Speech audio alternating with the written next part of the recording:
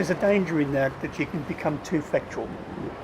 That's right, exactly. That was the fine line I had to walk.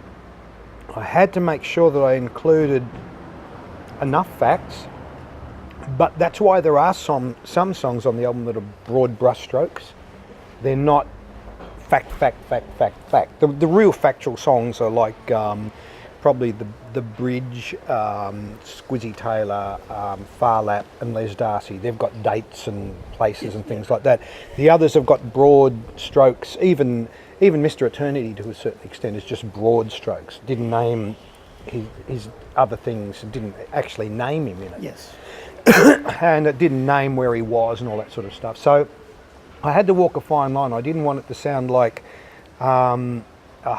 too dry.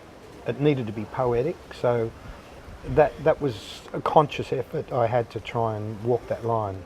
And the other thing you've done is you've invited other people to perform it with you. You could have done this on your own with just your guitarist or whatever, but you've seen there's something here, and I'm going to do it with other people. Well, that's part of the key of the album too. Well, I was also, in a way, strangely enough, looking for validation, because when I sent the tracks to Mark Lizotte, and I admire him so much, I love him. Diesel. Yeah, to Diesel. I was almost looking for validation in a way. So I sent him the tracks and I said, I would love you to play on one of my songs, but I don't want you to say yes until you've heard what I'm doing. Right. So I sent them to him and I got it back straight away. Yes, I'll do it, love to. And I thought, gee, that's great. I felt really good about that. And then I rang Renee and I said, Renee, would you sing on? And she said, oh yeah, maybe. And I said, well, I'll send you the stuff.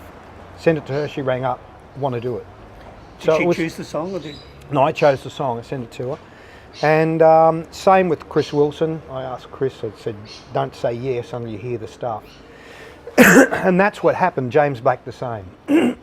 I wanted to feel that I was heading in the right direction, and I wanted to feel like I wanted them to know that it was from my heart and not something I'm putting together and trying to do an album and put all celebrities on it so it will work.